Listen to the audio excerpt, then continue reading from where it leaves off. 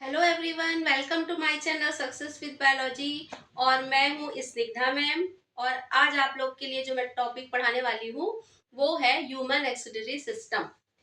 तो बच्चों, topic start करने से पहले थोड़ा सा मैं आप लोगों के हेल्थ के बारे में, है ना, मेंटल स्ट्रेस के बारे में जानना चाह रही हूँ। तो आप लोग का जो है अभी हार्ट बीट बढ़ा हुआ होगा, है ना, क्योंकि अभी अब आपके पास टाइम नहीं है, एग्जाम बिल्कुल सर पे है। ठीक है, तो बच्चों ज्यादा स्ट्रेस लेने की जरूरत नहीं है। बहुत कूल माइंड से पढ़ाई करिए। साल भर आपने पढ़ा है, उसको रिवाइज करिए और ज्यादा से ज्यादा लिख के देखिए। जो सैंपल पेपर है उसको सॉल्व करिए और आप लिखेंगे, ठीक है। जैसे कि कोई क्वेश्चन है जिसका आंसर आपको याद नहीं है, तो आप उसको याद कर लीजिए और लिखिए। तो जितना आप लिखेंगे उतनी आपकी प्रैक्टिस हो जाएगी और वो बिल्कुल पक्का आपके माइंड में छप जाएगा, है ना।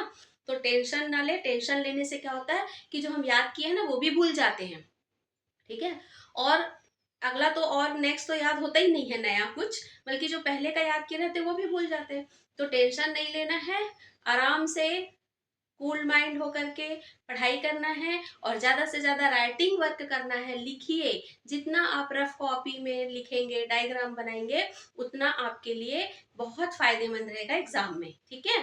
तो चलो आज हम देखते हैं फिजियोलॉजी का चैप्टर जो है एक्सक्रीशन, है ना, लाइफ प्रोसेस में। तो एक्सक्रीशन में भी हमको बहुत सारे डायग्राम है। मैं एक बार लाइफ पूरे जो लाइफ प्रोसेस का फिजियोलॉजी है ना, सबका डायग्राम एक दिन में आप लोग को भेज दूंगी। ठीक है, एक वीडियो अलग से बना दूंगी, तो आप लोग को समझ में आ जाएगा कि हमको क्या क्या डायग्राम बायो में प्रैक्टिस करनी है। ठीक है। तो चलो आज हम देखते हैं एक्सक्रीशन। तो एक्सक्रीशन जो है, मेन एक्सक्रीटरी जो पार्ट है वो क्या है, वो है हमारा किडनी। ठीक है। तो किडनी क्या करता है, किडनी जो है वो यूरिन फॉर्मेशन करता है, ब्लड को फिल्टर करता है और ब्लड से जो वेस्ट प्रोडक्ट है, यूरिया, क्रिएटिन, है ना, यूरिक एसिड और एक्स्ट्रा वाटर, ये सबको निकालता है, वो फिल्टर करता है। तो किडनी मेन हमारा एक्सक्रीटरी पार्ट है। और एसेसरी एक्सक्रीटरी ऑर्गन है हमारा लंग्स, क्योंकि लंग्स क्या कर रहा है, कार्बन डाइऑक्साइड को बाहर कर रहा है। दूसरा है लीवर, क्योंकि लीवर क्या करता है, यूरिया को बाहर करता है। और तीसरा है हमारा स्किन, क्योंकि स्किन से क्या होता है कि जो स्वेट है, स्वेट ग्लैंड्स है, उनके थ्रू मिनरल और एक्स्ट्रा वाटर ये सब भी पानी बॉडी से बाहर चले जाते हैं। तो ये हमारे एक्सक्रीटरी जो है एसेसरी एक्सक्रीटरी ऑर्गन्स है। ठीक है। तो हमको देखना है मेन जो है हमारा किडनी, तो इसका वर्क हम देखेंगे। अब ये एक्सक्रीटरी प्रोडक्ट होता क्या है। एक्सक्रीटरी प्रोडक्ट जो है वो एक्चुअल में वो प्रोडक्ट है जो हमारी बॉडी के लिए हार्मफुल है। कम मात्रा में होगा तो कोई दिक्कत नहीं होगी, है ना, लेकिन यदि उसी का क्वांटिटी ज़्यादा बढ़ जाए, है ना, तो हमारी बॉडी को वो क्या है, पॉइजन हो जाएगा। तो इसलिए इसको बॉडी से बाहर करना जरूरी है। ठीक है। जैसे कि कार्बन डाइऑक्साइड भी जो गैस है, पॉइजनस है एक प्रकार से। ठीक। तो ये सारी चीजें हमको बॉडी से बाहर पास आउट करनी है। तो ये जो सिस्टम है ये हमारा एक्सक्रीटरी सिस्टम, जो कि कौन करता है, किडनी। तो किडनी का स्ट्रक्चर देखेंगे, एक्सटर्नल स्ट्रक्चर, इंटरनल स्ट्रक्चर और उसका फंक्शन क्या है। ठीक है। चलो, तो सबसे पहले हम देखते हैं, ये है हमारा किडनी। किडनी क्या होता है, बीन शेप, देखो ये दिख रहा है ना, bean shape. One pair kidney होता है, कहाँ पर होता है, तो आप लोगों को मालूम है हमारे बॉडी का जो ये थोरेसिक कैविटी है, यहाँ पर क्या है, डायफ्राम, यहाँ पर है लंग्स आपके।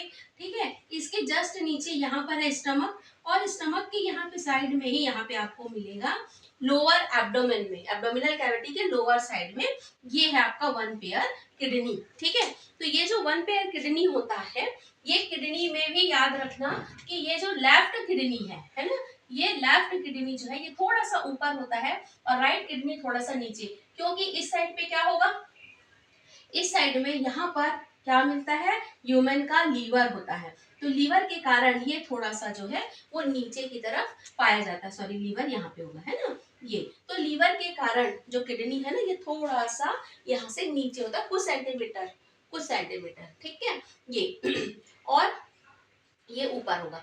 अब ये जो किडनी है, वन पेयर किडनी, ये यहाँ से दो ट्यूब निकलती है जिसको हम कहते हैं यूरेटर। और यूरेटर क्या करता है, किडनी से जो फिल्टर होकर यूरिन आया है उसको यहाँ पर, ये सैक लाइक स्ट्रक्चर है जिसको हम कहते हैं यूरिनरी ब्लैडर, यहाँ पर ये यूरिन को कलेक्ट करता है और यूरेथ्रा के थ्रू पास आउट हो जाता है। ठीक। अब यहाँ पर ब्लड लाने वाली और ले जाने वाली ब्लड वेसल होंगी। जो ब्लड इम्प्योर ब्लड को लेके आएंगी वो कौन है, रीनल वेन।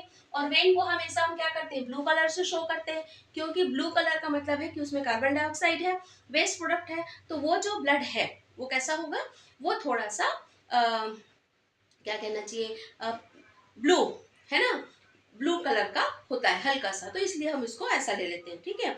और जिसमें ऑक्सीजन है, ऑक्सीजनेटेड ब्लड है, वो होता है ब्राइट रेड कलर का। तो जो आर्टरी है इसको हम हमेशा रेड कलर से बनाते हैं, ठीक है। तो ये आपको समझ में आ गया। अच्छा, ये जो कैप लाइक स्ट्रक्चर है ये एड्रिनल ग्लैंड। एड्रिनल ग्लैंड हम कब देखेंगे, जब हम पढ़ेंगे हार्मोन्स के बारे में, केमिकल कोऑर्डिनेशन जब पढ़ेंगे ना उस टॉपिक में। तो अभी आपको याद रखना है कि किडनी के जस्ट ऊपर वन पेयर क्या पाया जाता है, एड्रिनल ग्लैंड, है ना। तो ये है हमारा एक्सटर्नल स्ट्रक्चर किसका, किडनी का। अब यही जो किडनी है इसका ये इंटरनल स्ट्रक्चर है। तो हम देखेंगे इसके अंदर में क्या होता है। चलो, ये दो पार्ट होते हैं। ये आउटर मोस्ट लेयर, जो ये वाला जो पार्ट है ना, ये वाला खाली जो दिख रहा, ये है जिसको हम कहते हैं कॉर्टेक्स, ठीक। और ये जो बीच वाला जो सेंटर वाला जो पार्ट है, इस सेंटर पूरे पार्ट को, इसको हम क्या कहते हैं, इसको हम कहते हैं मेड्यूला, ठीक है। तो ये कॉर्टेक्स और मेडुला दो भागों में बटा होता है, ठीक। अब जो मेडुला पार्ट है ना, यहाँ पर क्या पाया जा रहा है, देखो ये जो आपको ऐसा ट्राइंगल शेप में दिख रहा है ना, इसको हम कहते हैं पिरामिड, ठीक है। ये क्या है, पिरामिड। पिरामिड कितने होते हैं ह्यूमन की किडनी में, एक किडनी में जो पिरामिड है वो होता है आपका 8 to 12, ठीक है। 8 से 12 पिरामिड होते हैं, जिसे हम मेडुलरी पिरामिड भी कह सकते हैं, ठीक है। ये पिरामिड होते हैं, और इस पिरामिड में क्या है, ये आपको मेडुलरी रेज दिखाई दे रहे हैं, एक्चुअल में ये नेफ्रॉन है। नेफ्रॉन क्या होती है, किडनी की यूनिट है, इकाई है, इसी में सारा फिल्ट्रेशन होता है। तो नेफ्रॉन जो है वो आपको यहाँ पे इस तरह से दिखाई देते हैं, ठीक है, रेस की जैसे। और ये जो यहाँ पर देखो, ये जो वेसल आ रही है ना, दो रीनल वेन और रीनल आर्टरी, तो ये यहाँ पर इस तरह से एंटर करती है, ठीक। और ये क्या है, ये डक्ट है, यूरेटर है, जो फिल्टर हुआ जो यूरिन है, वेस्ट प्रोडक्ट उसको लेके आता है और किसको देगा, यूरिनरी ब्लैडर को देगा, ठीक। इतना समझ में आया। अब हम देखते हैं एक स्ट्रक्चर कि जो हमारा नेफ्रॉन है वो कहाँ पर होता है। तो ऑब्जेक्टिव का क्वेश्चन बनता है बच्चों कि जो नेफ्रॉन है वो कितना पाया जाता है हमारे किडनी में, ठीक है। तो नेफ्रॉन जो है वो होता है 1 मिलियन, 1 मिलियन नेफ्रॉन, ठीक है। ये नेफ्रॉन ये होता है 1 मिलियन, 1 मिलियन एक किडनी में, और 1 मिलियन या हम इसको लिखते हैं 10 lakhs, ठीक है ना, ठीक है, 10 लाख, ठीक है। तो ये, और अगर दो किडनी अगर हम ले तो दोनों किडनी में अगर पूछा टोटल, तो टोटल हम कितना बोलेंगे, 20 lakhs बोलेंगे, ठीक। या हम बोलेंगे उसको 2 मिलियन, ठीक है। तो इसको हमको याद रखना है। पिरामिड कितने होते हैं, तो एक किडनी में 8 से 12 हो सकते हैं, और नेफ्रॉन कितने होते हैं, इसी जो दिख रहा है ना आपको पिरामिड के अंदर, यहीं पे होते हैं नेफ्रॉन। तो इतने सोचो, इतना थिन स्ट्रक्चर है कि 10 लाख नेफ्रॉन इसी किडनी में पाए जाते हैं, पिरामिड के अंदर ही पाए जाते हैं। उसी का स्ट्रक्चर हम अभी देखेंगे। चलो, अब हम देखते हैं कि ये नेफ्रॉन का जो स्ट्रक्चर है वो क्या होता है। मैं अभी आप लोग को इसलिए बना रही हूँ आपके साथ, ताकि आपको बनाना भी आना चाहिए, है ना। तो ये देखो, ये क्या है, ये है बाउमेन कैप्सूल, ये इस तरह से। और बाउमेन कैप्सूल शुरू में यहाँ पर हम देखेंगे थोड़ा सा कॉइल्ड होता है, ये कॉइल्ड स्ट्रक्चर है, इसका नाम मैं आप लोग को बताऊंगी क्या होता है। और ये यहाँ से आके नीचे इस तरह से मुड़ जाता है, यू शेप, ठीक है। यहाँ पर आया, अब ये क्या हो गया, यू हो गया, और यू से फिर ये थिन हो जाता है, फिर कॉइल्ड हो जाता है, और इस तरह से जो कॉइल्ड होता है, और फिर ये यहाँ पर एक और ट्यूब में ओपन होता है, जिसको हम बोलते हैं कलेक्टिंग डक्ट। ये देखो, ये और फिर आगे जा करके ये, ठीक। चल, अब देखो, ये जो स्ट्रक्चर दिख रहा है ना, इसको हम बोलते हैं बाउमेन कैप्सूल। क्यों? क्योंकि बाउमैन एक साइंटिस्ट थे, है ना, बाउमैन्स कैप्सूल, तो उन्होंने ही इसे डिस्कवर किया था, तो इसको हम बाउमैन कैप्सूल कहते हैं। ठीक, अब बाउमैन कैप्सूल कुछ नहीं है, कटोरा है, बाउल जैसा है, तो याद रखना यहाँ पर क्या होती है, ब्लड कैपिलरीज जो है वो यहाँ पर आती है। ये जो आने वाली ब्लड कैपिलरीज है ना, ये थोड़ी सी कैसी है, चौड़ी है, ठीक है, डायमीटर इसका ज्यादा है, और जो यहाँ से निकलने वाली है ये कैसी है, ये पतली है। ये आप लोग देखो और इसी तरह से ध्यान से आप इसको बनाओगे, है ना, ये ठीक है। तो ये जो ब्लड कैपिलरीज है इनका नाम क्या होता है, जो यहाँ से ब्लड लेके आती है इसे हम कहते हैं एफरेंट आर्टीरियोल, ठीक है, और इसे हम यहाँ से जो ब्लड लेके जाती है इसे हम कहते हैं इफरेंट आर्टीरियोल। ठीक, और ये बाउमैन कैप्सूल हो गया। अब ये जो यहाँ पर आपको दिखाई दे रहा है ना ब्लड कैपिलरीज का जो गुच्छा है, इसको हम बोलते हैं ग्लोमेरुलस। ये कॉइल्ड स्ट्रक्चर है, इसे हम कहते हैं प्रॉक्सिमल कॉन्वोल्यूटेड टिब्यूल्स। ठीक, ये है लूप ऑफ हैंडले। हैंडले कुछ नहीं है, साइंटिस्ट हैं, उन्होंने डिस्कवर किया था, तो लूप ऑफ हैंडले हो गया। अब ये जो कॉइल्ड स्ट्रक्चर है बाउमैन कैप्सूल से लगा हुआ नहीं है, दूर है, तो इसको हम बोल देते हैं डिस्टल कॉन्वोल्यूटेड टिब्यूल्स। ठीक है, और ये जो स्ट्रक्चर आप देख रहे हैं ना, ये है, इसे हम कहते हैं कलेक्टिंग डक्ट। ये कलेक्ट करता है, क्या कलेक्ट करेगा, यूरिन को कलेक्ट करेगा, और कलेक्ट करके यहाँ से लाके किसको देता है, यूरेटर में डाल देता है। ठीक है, चलो अब यहाँ पर क्या होगा, ये जो एफरेंट आर्टीरियोल है और ये इफरेंट आर्टीरियोल है, इसके अलावा यहाँ पर और क्या होता है, ये जो है ब्लड कैपिलरीज होती है ना, ब्लड कैपिलरीज का ये इस तरह से यहाँ पे नेटवर्क होता है, पूरा ब्लड कैपिलरीज इसको इस तरह से कवर किए हुए रहती है। कुछ खास नहीं करना है आपको, बस इसको इस तरह से बनाना है कि ये ऐसा लगे कि इसके ऊपर पूरा लिपटा हुआ है, बस, है ना। ठीक है, अब देखो ये स्ट्रक्चर पूरा नेफ्रॉन कहाँ पर है, यहाँ पर होता है पिरामिड के अंदर। अगर मैं एक डायग्राम बनाऊं तो देखो, ये जो बाउमैन कैप्सूल है ना, ये ऊपर में है, आधा ऊपर है, फिर आधा इसके नीचे है, अंदर की तरफ धसा हुआ हेले लूप, फिर ये ऊपर गया थोड़ा सा, फिर ये नीचे आ गया कलेक्टिंग डक्ट, और ये इस तरह से। ठीक है, तो इसका कुछ पोर्शन जो है, कौन सा पोर्शन, यहाँ तक का जो पोर्शन है ना, ये वाला, ये पोर्शन ऊपर रहता है कॉर्टेक्स में, और ये पूरा कहाँ धंसा होता है, मेडुला में। ठीक है, अब इसमें क्या प्रोसेस होगा, जो फिल्ट्रेशन है वो कैसे होता है, तो फिल्ट्रेशन जो है वो 3 प्रोसेस से होती है। अब मैं इधर को मिटा दूं, है ना, आप लोग को समझ में आ गया कि किडनी में इसकी पोजीशन कहाँ पर है। ठीक है, चलिए अब हम देख रहे हैं कि ये जो नेफ्रॉन है इसमें क्या होता है, इसका जो स्ट्रक्चर है, फंक्शन है, ये क्या है, 3 प्रोसेस यहाँ पर होंगी। कौन कौन सी, सबसे पहले जो है ये होता है अल्ट्रा फिल्ट्रेशन। अल्ट्रा फिल्ट्रेशन क्यों कहते हैं,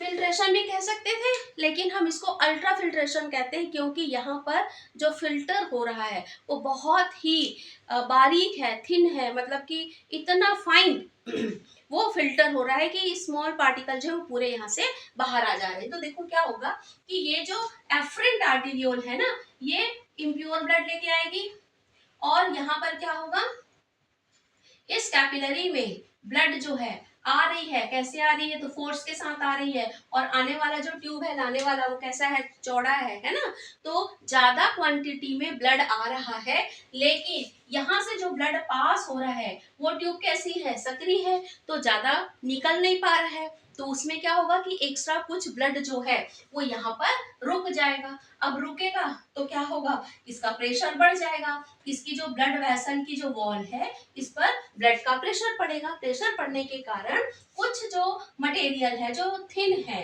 ना, जो बहुत फाइन पार्टिकल्स हैं, जैसे कि आयंस के फॉर्म में है, बाइकार्बोनेट्स है ना, ग्लूकोज है, अमीनो एसिड है, ठीक है, ये फिल्टर होके यहाँ पर आ जाते हैं।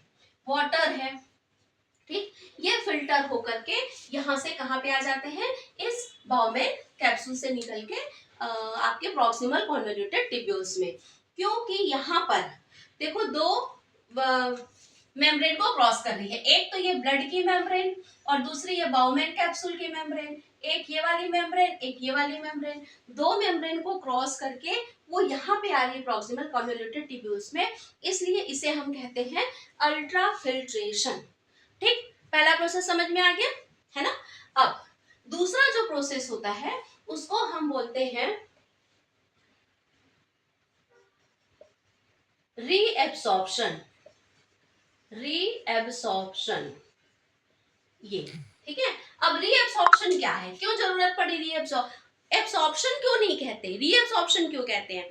एब्सॉर्प्शन इसलिए हम नहीं कहते क्योंकि ये दोबारा एब्जॉर्ब हो रहा है। एक बार कहाँ हुआ था, डाइजेस्टिव सिस्टम को याद करिए कि जब हमने डाइजेस्ट किया था तो उसके बाद जो इंपॉर्टेंट न्यूट्रिएंट्स हैं उसको हमारे इंटेस्टाइन इलियम की जो विलाई है उसने एब्जॉर्ब किया, एब्जॉर्ब करके किसको दिया, ब्लड को दिया। अब ब्लड को देने के बाद जो ब्लड के साथ ही साथ ये जो चीजें हैं ये यहाँ से होकर के यहाँ पर आ गई है ना।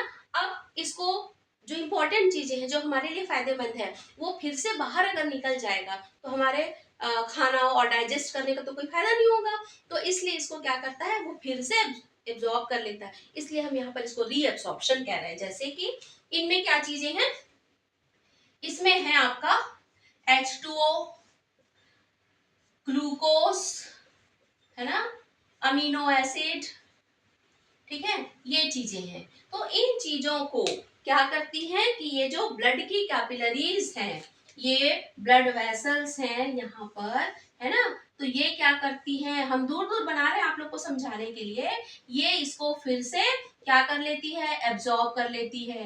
किसको, वाटर एक्स्ट्रा है ना, और जो ग्लूकोज है एक्स्ट्रा, ग्लूकोज क्योंकि क्या है, मोनोसेकेराइड है, स्मॉल पार्टिकल्स हैं, कार्बोहाइड्रेट का सबसे सिंपल फॉर्म है, तो ये भी क्या होता है, फिल्टर हो जाता है क्योंकि इसका मॉलिक्यूलर वेट कम है और साइज कम है, तो ये यहाँ से फिल्टर होके बाहर आ गया। अब ये सब तो हमारा डाइजेशन के बाद हमने एब्जॉर्ब किया था ना, इंपॉर्टेंट चीजें हमारे लिए, तो इसको क्या करते हैं, फिर से एब्जॉर्ब कर लेता है। ठीक है, तो यहाँ पर याद रखना बच्चों कि प्रॉक्सिमल कॉन्वोल्यूटेड टिब्यूल्स में जो लिक्विड आता है, अभी हम इसे क्या कहेंगे, अभी हम इसे यूरिन नहीं कहेंगे, हम इसे कहते हैं यहाँ पर ग्लोमेरुलर फिल्ट्रेट।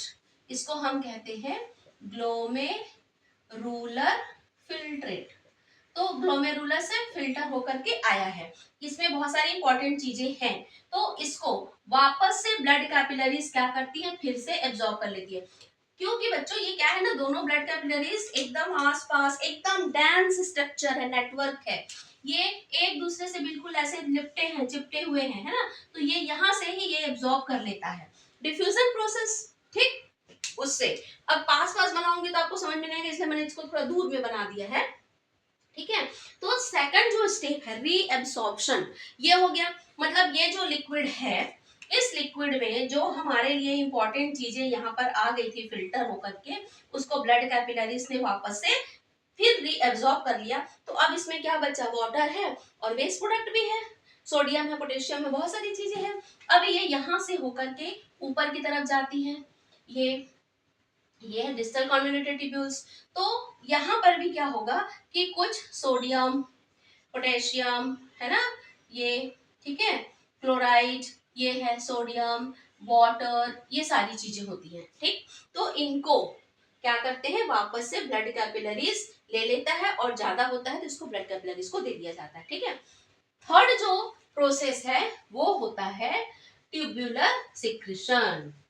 ट्यूब्यूलर सिक्रीशन, ये क्या होता है, कौन सा ट्यूब्यूल्स, ब्लड, ये जो ब्लड है ना, ये ब्लड में क्या होगा कि मान लीजिए इस ब्लड में कुछ वेस्ट प्रोडक्ट है जो कि फिल्टर नहीं हो पाया है, तो ये क्या करते हैं, इनमें से जो कुछ चीजें हैं वेस्ट प्रोडक्ट, उसको वापस से इस ट्यूब में फिर से डाल देता है, इसको हम कहते हैं ट्यूबुलर सिक्रीशन। ठीक, ये यहाँ से वापस इस हेनले ट्यूब में डाल देते हैं, और हेनले ट्यूब से ये कहा जाता है कलेक्टिंग डक्ट में। अब जब ये कलेक्टिंग डक्ट में आता है, तो कलेक्टिंग डक्ट में जब ये आया, उसमें होता है आपका H2O और कुछ यूरिया है ना। ये तो अगर मान लो यूरिया ज्यादा क्वांटिटी में निकल रही है, वो भी सही नहीं है, उसको भी फिर से क्या करता है, ये ब्लड कैपिलरीज री एब्जॉर्ब कर लेता है।